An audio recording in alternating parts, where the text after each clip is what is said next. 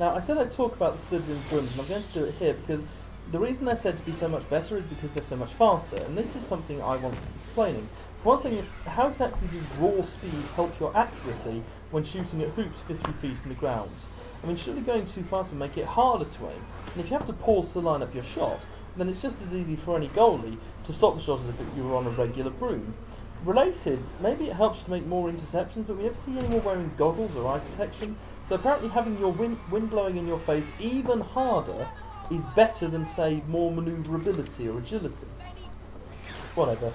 The speed doesn't even really seem to be that much, as the Gryffindors are perfectly capable of keeping up with the minus uber brooms, but they're losing regardless. Whatever, we'll run with it. Harry ends up facing the rogue Bludger, and he and Malfoy end up chasing the snitch, Bludger in pursuit. Once again, Malfoy's apparent speed advantage is just completely meaningless, as Harry actually overtakes him twice before he catches the snitch, after having his arm broken. Lockhart attempts to fix it, but only removes the bones, meaning Harry gets to spend a night in the hospital wing, where he gets some more Dobby exposition and sees the petrified Colin Creevey being brought in, followed by the stunning revelation that the Chamber of Secrets is once more open.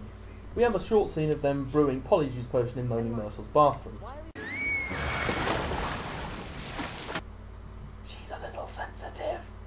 It transpires that Gilderoy Lockhart has decided to start a dueling club, and so we get our reminder that Harry can talk to snakes. Also, this scene is one of the more annoying changes from the book, because it's one of the many examples of not getting the spells right, which makes one wonder why they even bothered to say different spells. I mean, Rictus Emperor it is a tickling spell, although at least they invented the turn away spell that Draco uses.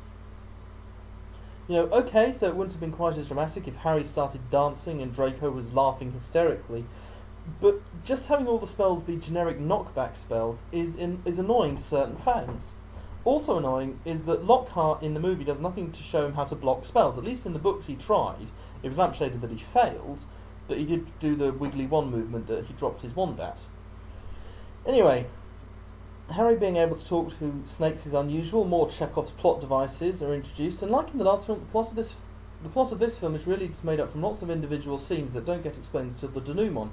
I mean, this one at least has the decency to have an overarching plot device of the chamber being opened, but it makes it hard to analyse the scenes because they don't really seem to have much significance until the end. Anyway, Harry finds Justin from the dueling club and nearly headless Nick petrified in the hallway and gets taken to meet Dumbledore. He also meets the amazing exploding Fawkes and gets told that he would have done well in Slytherin by the sorting hat. You know, in truth, this scene doesn't really have much to do with anything except setting up Fawkes and establishing the healing powers of Phoenix Tears, but I do like Hagrid's response, both here and in the book, because it can be seen as a subtle hint that he could well have a personal reason for not wanting to see anyone else get wrongly accused of this. As Christmas arrives, the Polyjuice Potion is ready, and Harry and Ron trick Crabbe and Goyle into eating drugged cakes so that they can steal their hair. You know, I do like being able to see the same actors grow and mature throughout the movies. It makes it easier to believe. I mean, the Crabbe and Goyle we see here are the same ones who we'll see in the last movie, isn't it? The trio drink, Harry changing in one of the creepier scenes in the movies, and he and Ron rush off to talk to Malfoy. I mean, apart from establishing what a dick Malfoy is, this scene does really little more than to count him out of the running for suspicion. They get back and find that Hermione is turned into a cat girl, and you just know that there are hundreds of fanboys rubbing themselves to this image right now. But really, a pubescent girl suddenly sprouting unwanted hair? Symbolism! Woo! Sorry. Harry and Ron find a suspicious diary in Myrtle's bathroom where someone apparently has tried to dispatch of it, and later that night Harry strikes up a conversation with Tom Riddle, the old owner, who shows him how Hagrid was arrested for the last murder. For the mandrakes, you know. Now, according to Professor Sprout, they've still got a bit of grown up to do. But once their acne's cleared up, we'll be able to chop them up and stew them, and then... I wonder if when the mandrakes reach adulthood they start trying to have unprotected pollination. Anyway, the diary's been nixed and the next Quidditch match is cancelled because Hermione's been petrified. I have to say, when McGonagall tells them about the attacker, it shows how you can really cast suspicion on a whole cast. Instead of only showing the main suspect and then the actual perpetrator, as in the last movie, we here get a montage of different students, all looking slightly suspicious but also slightly scared. There's nothing to mark out who exactly is responsible for it. Harry and Ron use this invisibility cloak to sneak down to Hagrid's, where they see his arrest, and are informed that they should follow the spiders. which they immediately do, deep into the Forbidden Forest, where they learn that Aragog didn't kill her and that she died in a bathroom!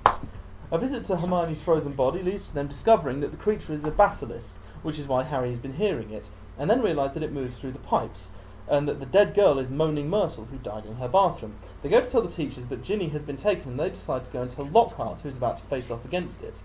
It turns out that he's running away instead. I love the wig here on his table. Anyway, they take him to Myrtle, who reveals where the entrance to the chamber is, and they go down in to do battle with the monster. They come across a snakeskin, who makes him lose his own memory instead. Separated by a wall of rocks, Harry goes on to save Ginny while Lockhart gets some hilarious dialogue. Odd sort of place, this, isn't it? Do you live here?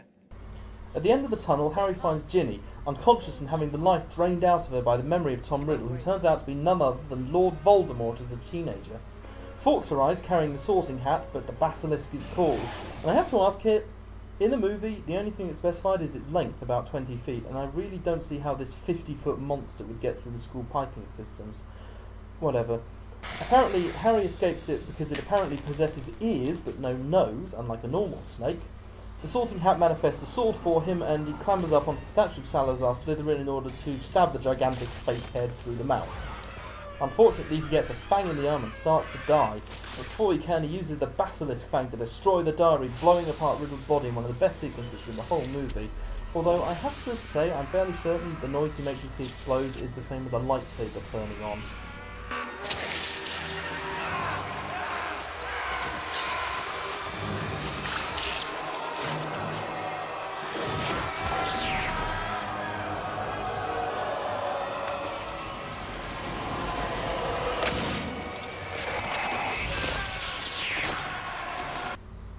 Ginny wakes up, Fawkes' tears heal him, and they all return to Dumbledore's office, and the plot is straightened out and explained for us. Lucius enters, Harry manages to trick him into freeing Dobby, at which point Lucius apparently decides to kill Harry Potter with an unforgivable curse 10 feet away from the headmaster's office in a school full of teachers and students. You know, I know that it was just Jason Isaacs saying a random spell that he remembered from the books, but really you'd think the director would have picked up on this one when it's such a really bad idea. Hermione is unpetrified, Harry is free, and we have a nice cheesy ending. Is Harry Potter and the Chamber of Secrets a good movie? Well, I'd say it's certainly better than the first one. The child actors are still actually doing a pretty good job, and they have in some ways improved. The pacing is much better, and especially the addition of people like Gilderoy Lockhart makes it a lot funnier as well. I think most of the problems really come from the same problems that the last book had, in that the plot is more constructed from individual scenes rather than actually all fitting together.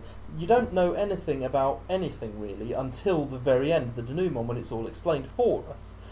Good exposition and good storytelling, you should almost be able to, as the plot is unfolded, you go, right, that's how it works. Whereas in these films we just have to have it told to us. Regardless though, I do think that Harry Potter and the Chamber of Secrets is a fantastic movie, and as with the last one, it maintains and keeps that sense of wonder that made the Harry Potter movies so brilliant in the early years. Right, next up is Prisoner of Azkaban, and things start going downhill from here on, people.